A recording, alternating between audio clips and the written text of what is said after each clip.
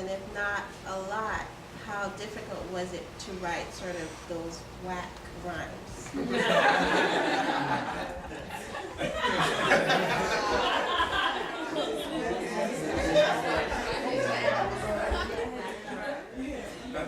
I couldn't do something.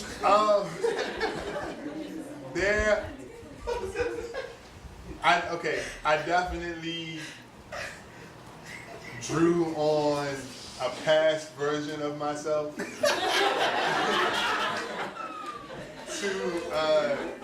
to bring forth the character of Moses in part one, and I definitely drew on the current version of myself to bring forth the character of Moses in part three. So, you know, in a way, I guess it is a little bit of a journey of Kayeen from past to present, just in this kind of artistic format. Yeah. I'm sorry, just how many times did you laugh with you saying the word nigga repeatedly and then you saying like hoes in the Well, I will say this. I intentionally wrote stupid stuff. Oh, okay. Right? I intentionally wrote stupid stuff to try to drive home how dumb some of the stuff I hear now is. So, you know, I can remember sitting there and thinking, what is the dumbest song that I can think of, right? And I was like, hoes in the attic. That doesn't make any sense whatsoever, right? So I put that in there. There's a rap group in the book called P Silences, and they're called P Silences because they're from Idaho, and they grow potatoes in Idaho, so they used to use the potatoes as silencers for the guns, so they call themselves P. I mean, seriously, I intentionally wrote like some really stupid stuff to push, you know, to kind of make fun of, like where I see things, where I see stuff. I'll tell you, when I first heard the name Waka Flocka Flame, I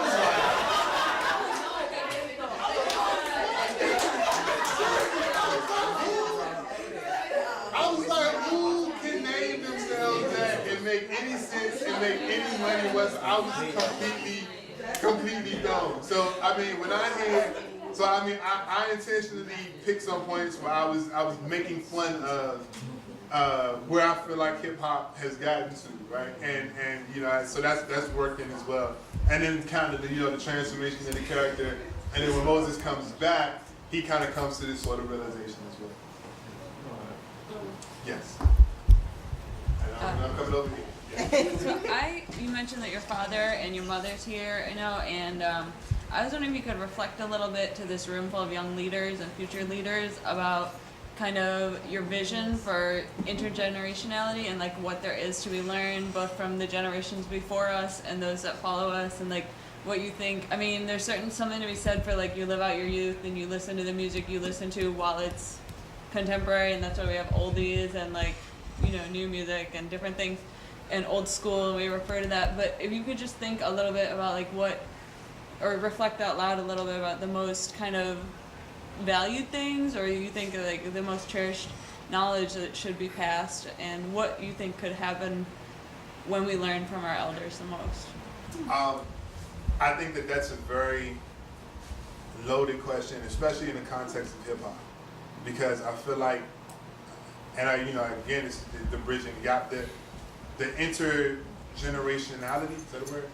Okay. The intergenerationality does not exist within hip hop, right? There's a certain point to which there's not going to be any connection to hip hop, and now hip hop has been in existence for so long that there are actually generational divides within the hip hop community, right? So people who grew up listening to Chuck D are going to listen to Chief Keef and be like, who and what is this? And this is not real hip hop. So you've had the whole argument of, you know, hip hop is dead, you know, the Nas album, you know, you've had the whole argument of, you know, people need to stop rapping, you know, these sorts of things.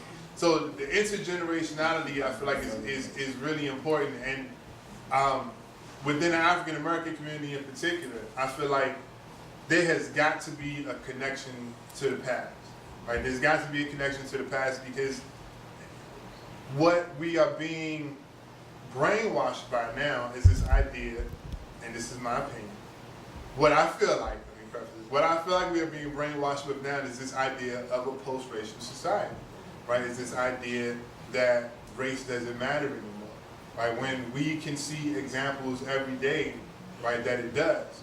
But this has become so pervasive, right, that now you can call somebody racist who makes a racist comment, and then people will point to you and say that you're racist for calling them racist, right? And then you're turning around like, you know, how did this happen? I don't understand. Like this said it. I don't get that. So, but if there's no connection to the past, right? If there's no connection to what racism was, like how heavy it was, how, you know, the fact who died from it, who gave their lives to see it end. If there's no connection to that, then it becomes easier for people to fall into that sort of brainwashing, you know, this is a post-racial society, race doesn't matter, everybody's the same, right? And then somebody gets elected president and all of hell breaks loose, but then we can call it whatever.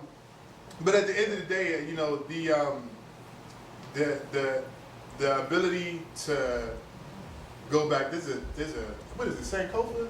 Yes. Go reach back. Right. The idea of Sankofa, the ability to reach back in order to inform the future, is vitally important. So as young people and as young adults, we've got to make, and as informed young adults, because we're all college students, right? We're all educated, which means that we've gotten privileges that a lot of people who we grew up around did not get, right? So we now have a responsibility, kind of whether we want it or not, you know, whether we accept it or not. There's a responsibility, there's a burden, there's a cross that's placed upon our shoulders to be able to take what we know and not only reach back to not only the people who are in our circles but don't know that, but also to the younger generation, and also connect to the older generation who either has made it or have the history and be able to connect to them to continue to learn from them. And if we can't do that, then, you know, we're looking at a dire future, because, you know, the people who never learn from their past are doomed to repeat it. On the note of reaching back, were you able to get through to some of those students, some of your students who you said it went through one ear, not the other? Were you able to, because your main character, Moses, he goes through this transition and he has a different perspective, but it's not usually possible. So how do you do that in the realm of, I guess, reality of students who are coming into a classroom, and then when they leave, do they keep that lesson with them? So my question is, were you able to reach back and to give them a different perspective? I would like to think I was. I probably did not do it as well as I would have liked to, even though I kept drumming and kept trying to get it. Like, there was a point to which it just wasn't going to, you know, it just wasn't going to get past. So what I ended up doing was taking hip hop and taking a lot of contemporary issues and using that to address some social issues, even while we were studying different texts and different pieces of literature. But I was probably, I don't think I was as able as I wanted to be, you know, to kind of make them realize what kind of rich past and rich history and tragic past and tragic history they came from. And again, that became a really, really large inspiration for Antebellum, because I felt like what I couldn't accomplish in the classroom, maybe I could accomplish with this book.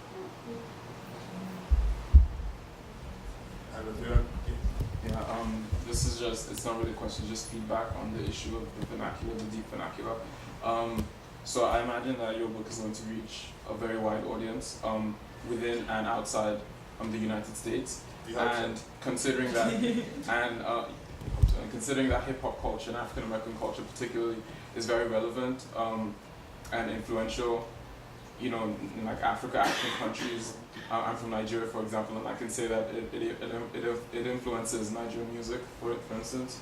You know, I just feel like, although, you know, keeping the vernacular authentic is important, you might also not want to alienate, you know, like readers who are not necessarily African American or American in general, and might not be able to understand what's being said. That's a really good point. I feel like if Antebellum gets translated into another language, I would be really interested to see if the translator would try and copy the vernacular, because I don't think that would, I don't see that making a whole lot of sense. So I would imagine, I would hope that there's a way to do that in the context of the language that is being written in, where you can still get across that it's vernacular and not completely alienate the audience. We have like one more question and then we have to wrap up. Okay. Oh, can I have a quick comment? I don't like the issue. I feel like people need to get with it. I mean, we adapt ourselves to. I'm sorry, it's not quick anymore. But I think people need to get with it, and it should be, because I mean, as Black people, we adapt to different cultures. So I mean, even being taken from Africa to the colonies was a big adaptation. They need to adapt to it and get with it, and I think what you're doing is great.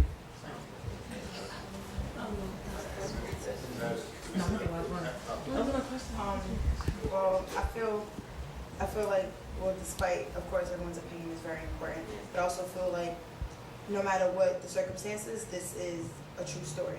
Your story may not be true, but everything that you described in the book happened to someone.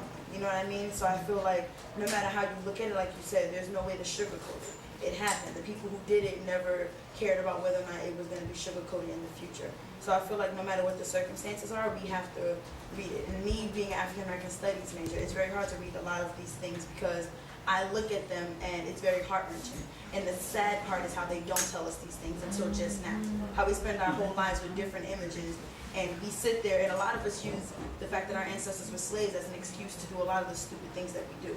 And if anything, that just makes us more pathetic than anything, because it shows that we have no respect for what they went through. And when you really read in detail these things that they went through and the struggles that they've had, you gain so much more respect for everyone. And you realize that a lot of people may not be able to relate to this, but truth be told, as much, we are more emotionally connected to it than anyone else. But the thing about it is that even we can't relate to it because we've never been through it. So it's like, at the end of the day, we have to really read the book, and we have to look at the circumstances, and we have to understand that this is truth.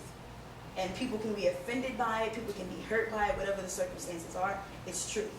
They can say that you're going against white people, whatever they want to say, it's truth. And no matter what, someone's always going to have a problem with everything. You know what I mean? So I feel like at the end of the day, I feel like there's always something worse that can be done, rather than telling the truth. Amen. Good way to wrap up.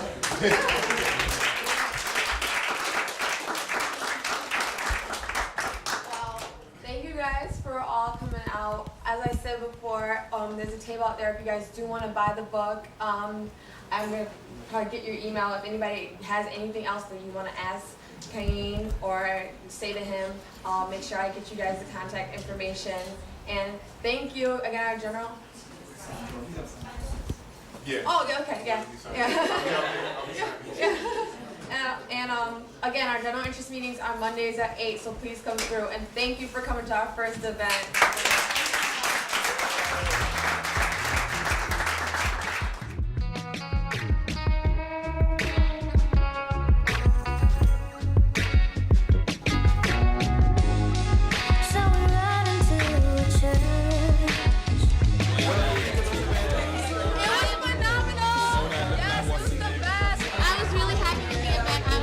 People open and felt comfortable to ask real questions about problems that we have in our Black culture. So I think it was a success. It was amazing. One thing I'm gonna tell everybody: do not come forward. Okay, these editors, once you write in their vernacular, no, they need to deal with it.